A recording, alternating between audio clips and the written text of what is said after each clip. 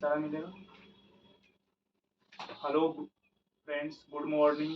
कैसे हैं आप सब? मैं उम्मीद करते हैं आप लोग अच्छे हों। एक आज छोटा सा टॉपिक, गांधी युग, जिससे हर एग्जाम में 5 क्वेश्चन रहता है। तो आप गौर से सुनिएगा, हर एक बात को याद रखिएगा।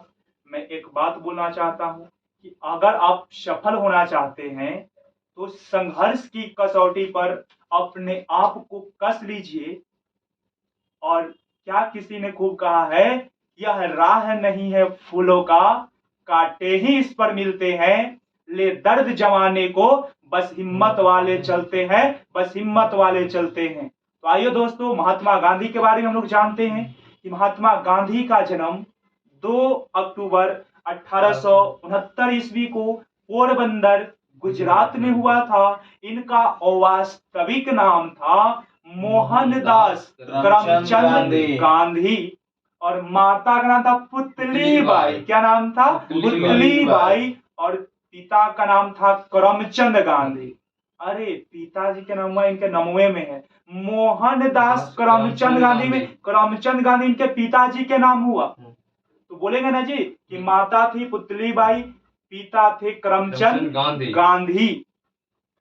और गांधी जी के 4 पुत्र, गांधी जी के 4 पुत्र, हरिलाल, मनीलाल, हरिलाल, मनीलाल, रामदास, देवदास। अरे सब भगवाने थे। हरिलाल, मनीलाल, रामदास, देवदास। याद रखना भाई, 4 पुत्र थे गांधी जी के, लेकिन 5वें पुत्र की आज्ञा दिया गया जमुना लाल बजाज को।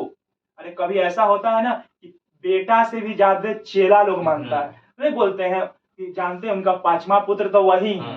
तो यार के 5वां पुत्र थे नहीं, लेकिन उनको उपाधि दिया गया जमुना लाल बजाज को, गांधी जी के 5वें पुत्र।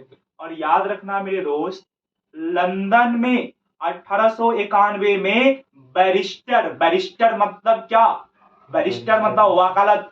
बैरिस्टर मतलब पढ़ लिख कर बैरिस्टर बनवाऊं का। तो बैरिस्टर मतलब हो गया 1891 में बैरिस्टर की परीक्षा उत्तीर्ण की और वकालत करने बंबई आ गए। कहाँ आ गए? बंबई आ गए। ए भाई बाप, पोरबंदर में जन्म लेती हल, अब बंबई में बैरिस्ट्री के वकालत करने आ गए।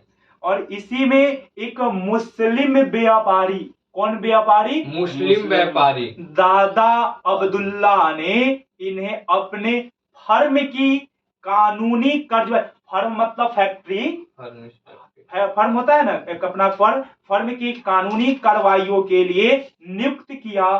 और इसी सिलसिले में 1892 में, कब मेरे भाई? 1892 में दादा अब्दुल्ला के मुकदमे की पैरवी हेतु दक्षिण अफ्रीका गए। कहाँ गए? दक्षिण अफ्रीका गए, जहां वे सर्वप्रथम नटाल बंदरगाह, कहाँ पे? नटाल नहीं बोलते, बंदरगाह पर जाएंगे तो नटाल जाएगा, उसमें नहीं है जी। क्या देखते हैं? नटाल बंदरगाह। कौन सा बंदरगाह? नटाल बंदरगाह पर क्या हो गया? नेटा उठा के पहुंच गए बंदरगाह पर। और 7 जून 1893 को गांधी जी ने डरबन से प्रिटोरिया जाने वाले ट्रेन पकड़ी। अरे भाई पहले बोट के जमाना था, बंदरगाह से उतरेंगे नटाल बंदरगाह। 92 में जरूर गए थे, लेकिन 93 में, कब मेरे भाई? 7 जून 1893 को गांधी जी ने डरबन से प्रिटोरिया की किस चीज पर गए थे? ट्रेन पकड़ी। और उस दिन गांधी जी के पास उसी ट्रेन की प्रथम श्रेणी का टिकट था। लेकिन रंगभेद, आपको पता है ना अफ्रीका में रंगभेद नीति था, तो रंगभेद के कारण उन्हें जबरन बोला गया कि आप 3rd श्रेणी में जाइए। अब 1st श्रेणी में कैसे आगे? आप काले हैं। बोले कि काले गोरे ही होता है जी, हम 3rd में जाए, प्रथम हम इसी में जाएंगे। नहीं जाने पर जबरन उन्हें पीट के, मार के, अब बर्गर जैसा फेंक दिया गया ट्रेन के बाहर। ये पूछा हुआ है बीपीएससी में क्वेश्चन कि गांधी जी को किस स्टेशन पर फेंक दिया गया खिड़की के बाहर? तो बोलेंगे पीट के, मार के, पीट के, मार के, बर्गर, बर्गर जैसा फेंक दिया गया। बर्गर खा के फेंक देते हैं ना, तो पीटर मारिट बर्ग स्टेशन पर धक्का देकर नीचे उतार दिया गया। बहुत गुस्सा गए यार, टिकट भी था और हमरा पीटबो किया, मारबो किया, बर्गर जैसा फेंक भी दिया। मतलब पीटर मारिट्सबर्ग स्टेशन पे उन्हें उतार दिया गया। क्या आप काले हैं? काले वाले लोग प्रथम श्रेणी में ही जाता, थर्ड श्रेणी में जाते हैं। तो याद रखना भैया, पीटर मारिट्सबर्ग। अब मैं बात करता हूँ यार, याद करना है गांधी जी दक्षिण अफ्रीका। याद रखिएगा, नेटाल इंडियन कांग्रेस की स्थापना 1894 में किया। कब किया? 1894। खूब पूछेगा गोलू जी, बहुत इंपॉर्टेंट है कि बताइए नाटाल इंडियन कांग्रेस की स्थापना गांधी जी कब किया? 1894 में। और सबसे इंपॉर्टेंट है मेरे भाई कि इंडियन ओपिनियन नामक साप्ताहिक पत्र का प्रकाशन 1903 में हुआ। कब हुआ? 1903 में। पूछेगा इंडियन ओपिनियन गांधी जी के द्वारा कब प्रकाशित किया गया? 3 में। अरे इंडिया में 3 अक्षर होगा ही ना जी, इंडिया। तो इंडिया 3 में, 1903 में होगा इंडियन ओपिनियन। कौन सा? Indian opinion.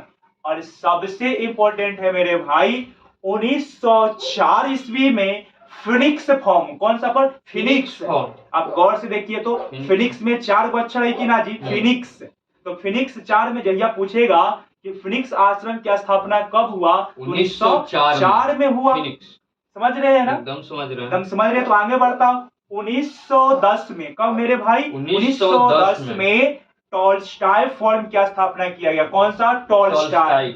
देखिए T20 बताता है ना, ABCD में T 20वां नंबर बताता है, तो 20 को कर देंगे आधा तो हो जाएगा 10। तब बोलेंगे कि वो टॉलस्टॉय T के आधा हो जाएगा 10। T20 होता है T20 में, T का 20 कर दिया 10, तो 10 को हो जाएगा टॉलस्टॉय फॉर्म। अब एग्जाम में फंस जाइएगा, जानते हैं काची बोलू जी? फिनिक्स पहले हो के टॉलस्टॉय, तो बोलेंगे पहले तो F आता है तब T आता है, तो फिनिक्स रहेगा 4 तो 4 मार देंगे। अच्छा टॉलस्टॉय ये तो पक्का T20 हो तो कर दिया 10 मार देंगे। ऑप्शन में रहेगा 8 9 10 11, तो यही जुगाड़ से मारिएगा। अच्छा टॉलस्टॉय T20 होता है तो 10 मारेंगे, मार दीजिएगा ना एकदम। तो अब आगे मैं बात करता हूं, इसी फर्म की स्थापना जर्मन शिल्पकार कालिन बारब की सहायता से जोहान्सबर्ग में की गई।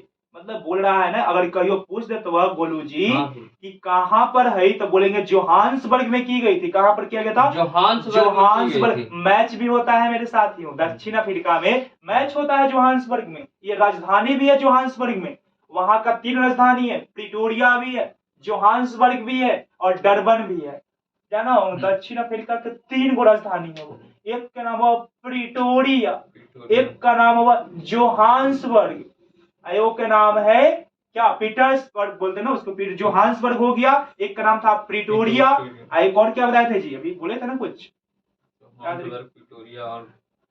जोहान्सबर्ग, प्रिटोरिया और नहीं एक और, आप लोग कमेंट बताइएगा उसे। 1910 में याद रखना मेरे साथियों, हिंद स्वराज पूछा हुआ, हिंद स्वराज कब? तो 1910। हिंद स्वराज कब? 1910। बोलेंगे टॉलस्टॉय आश्रम में गांधी जी हिंद स्वराज की स्थापना किए 10। टॉलस्टॉय और हिंद स्वराज 10। याद नहीं रहेगा जी? पूछेगा कि पहला गुजराती संस्करण कब हुआ, तो बोलेंगे 1910 में हिंद स्वराज। और याद रखिएगा फिनिक्स फर्म का, देखिए फिनिक्स हो या टॉलस्टॉय हो, ये दोनों दक्षिण अफ्रीका में पड़ता है ना। इंटरनेशनल प्रिंटिंग प्रेस स्वराज की व्याख्या किए गांधी जी 3-4 गो चीज किए। पहला किए हिंद स्वराज 1910। फिनिक्स फर्म भी रहेगा 1904 में हुआ ना, फिनिक्स 4 में, और टॉलस्टॉय 10 में बोलेंगे। और स्वराज की व्याख्या भी किए कब? 10 में।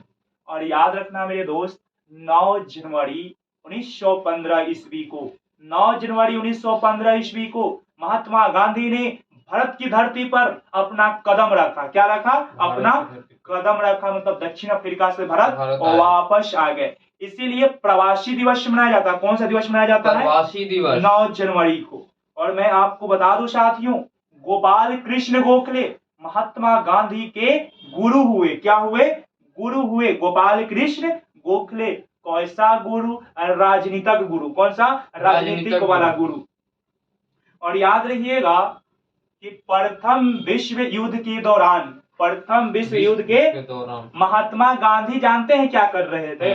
बोल रहे थे कि ए भारतीय लोग, सभी अंग्रेज सेना में शामिल हो जाओ। तो हम लोग बोले कि इस सार्जेंट बनना रहतीन गाजी जो नियुक्ति करी थीन, तेज थे गांधी जी, समझे? सोचे ना कि नियुक्ति करेंगे तो हमारा क्या करेगा, आजाद कर देगा। लेकिन अंग्रेज तो खुद चालबाज था, तो पहला बार तो करवा दिए, तो इसको लोग सार्जेंट के नाम से गाने, सार्जेंट का मतलब होता है सेना में भर्ती करवाने वाला। तो वही लिखा हुआ है यहाँ पे कि प्रथम विश्व युद्ध के दौरान लोगों को सेना में भर्ती होने के लिए प्रोत्साहित के कारण उन्हें कुछ लोग भर्ती करने वाला सार्जेंट कहने लगे। और याद रखिएगा, गोपाल कृष्ण जो गोखले थे, गांधी जी को बोले थे कि ये जब आना भारत में 1915 में है, तो बोले कि 1 साल तक मौन रहना है, तुमको जगह जगह घूमना है और वहां का कल्चर संस्कृति को देखना है। 1 साल तक आप कुछ नहीं करना, तुम कुछ नहीं करना, तुमको सिर्फ घूमना है। और ये जैसे ही 1 साल बीता, 16 आया, तो बोले कि साबरमती आश्रम की स्थापना अहमदाबाद के करीब, कहा में? अहमदाबाद के करीब में साबरमती की स्थापना 1916 में किया। 15 मत मारिए गोलू जी, उनके गुरु जी बोले थे 1 साल जाके घूमना है, चुपचाप से बोलना कुछ भी नहीं है। तो जैसे ही 1 साल बीता, 1916 में अहमदाबाद में, कहा में? अहमदाबाद में साबरमती आश्रम की स्थापना की। और याद रखना मेरे दोस्त, 1915 में जब इस सार्जेंट के भर्ती करा रहे थे ना, तो अंग्रेजवा सब दे दिया केसर हिंद की उपाधि, केसर हिंद की उपाधि 1915 में कौन दिया? तो अंग्रेजों के द्वारा दिया गया। और इसको लौटा दिए कब? 1919 के जालियांवाला बाग हत्याकांड हुआ, बोला यार तुम केसर हिंद की उपाधि दिया, लो अपना उपाधि, मेरे देश के लोगों को तुम मार देते हो, लो अपना उपाधि। तो पूछता है गांधी जी को केसर हिंद की उपाधि कब दिया गया? 1915 में। और साबरमती आश्रम की स्थापना कब की? 16 में। और याद रखना मेरे दोस्त, ब्रिटिश सरकार ने गांधी जी को केसर हिंद की उपाधि प्रदान की। गांधी जी ने, याद रखिएगा, नवजीवन, ये आए तो बोले कि हमारा नया जीवन मिला है, भारत में बहुत दिन बाद लौटे, बोले नया जीवन। और गांधी जी उस समय थे यंग, क्या थे? यंग। तो नवजीवन और यंग इंडिया की स्थापना कौन किए? महात्मा गांधी। ये दोनों छपने वाला। लेकिन न्यू इंडिया रहेगा तो एनी बेसेंट मारेंगे, क्या मारेंगे? Annie Besant. लेकिन गांधी जी थे नवजीवन, नया नया जीवन मिला था, और यंग थे, क्या थे? यंग थे। तो बोलेगा कि यंग इंडिया और नवजीवन का कौन? तो बोलेंगे गांधी जी। याद रखिएगा, नवजीवन है गुजराती में, नव इनका जीवन गुजराती में बीता था, तो गुजराती। लेकिन यंग इंडिया कौन सा है? Young India. देखो, यंग का मतलब होता है नौजवान, इंडिया मतलब भारत, अंग्रेजी नहीं लिखा हुआ है जी, यंग मतलब जवान, और इंडिया मतलब भारत। यंग इंडिया अंग्रेजी में, ये पूछ देगा कहीं एग्जाम में, गांधी जी के अंग्रेजी बुकवा को बोलेंगे ओ यंग इंडिया, वो तो लिख ले यंग इंडिया। नवजीवन, ओ इनका जीवन, तो गुजराती में इनका जीवन। माई एक्सपेरिमेंटल विथ ट्रुथ इनका जीवनी है, ऑटोबायोग्राफी, वो भी गुजराती भाषा में। और नवजीवन भी कौन भाषा में? गुजराती में है। और याद रखना मेरे दोस्त, मेरे भाई, 1932 में आपको पता है ना सांप्रदायिक पंचायत हुआ था 1932 में, रेमजे मैकडोनाल्ड। अंबेडकर चाचा कहे ना कि अछूतों के लिए अलग प्रतिनिधि दिया जाए, ये उपवास करने लगे, रूस गए अम्बेडकर से। ये कैसे होगा भाई? तुम इसी में और सीट बढ़ाकर ले लो, लेकिन ये मत कहो कि हरिजन भाई अब हिंदू से अलग हो जाएगा। नहीं भाई, वो भी तो, उसके भी जो शरीर है उसमें भी तो रक्त ही है, क्यों अलग करना चाहते हो? तुम सीट ले लो भाई। अंबेडकर भी बड़ा रिस्पेक्ट करते थे गांधी जी, कई गलती हो गया गुरुजी, हम क्या करते हैं, आपकी बात से हम सहमत हैं।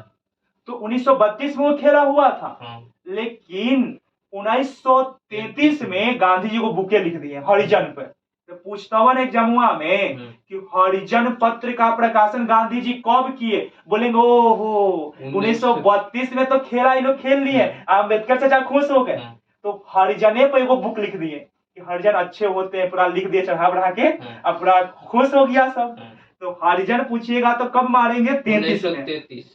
याद नहीं रहेगा जी? एकदम याद। और गांधी जी की आत्मकथा है the story my experiments with truth. आप जब 12th क्लास के इंग्लिश का 100 नंबरिया पढ़िएगा तो उसमें पहला ही पढ़ना है इंडियन सिविलाइजेशन एंड कल्चर।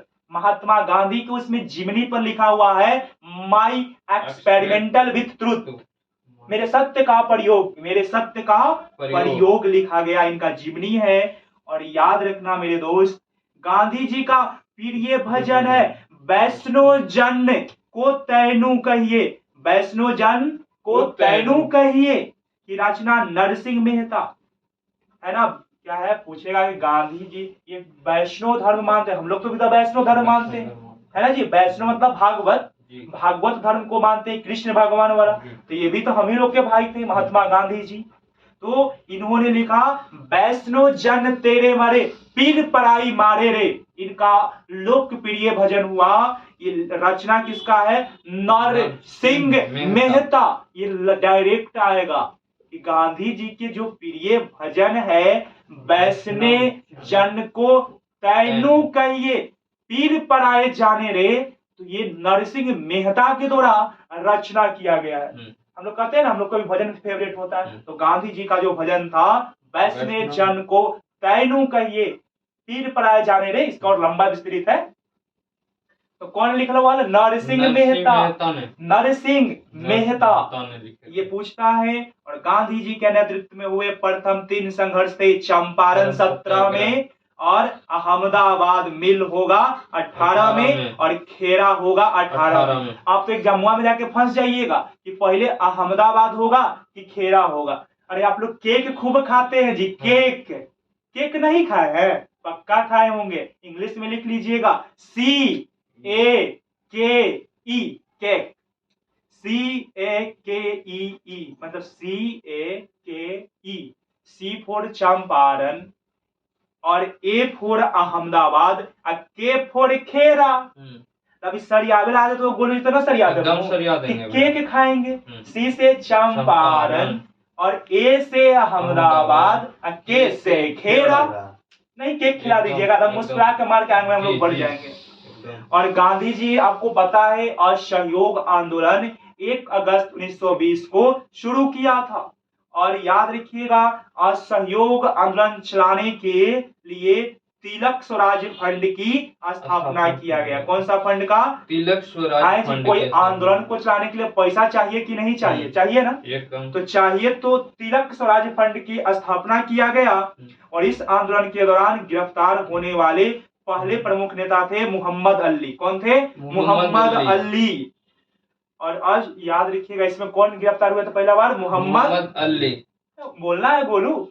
और आगे मैं बात करता हूँ, असहयोग आंदोलन शुरू करने से पहले गांधी जी ने ब्रिटिश सरकार के द्वारा प्रथम विश्व युद्ध में सहयोग के बदले में अंग्रेजों के द्वारा दी गई केसरे हिंद की उपाधि को वापस लौटा दिए गांधी जी।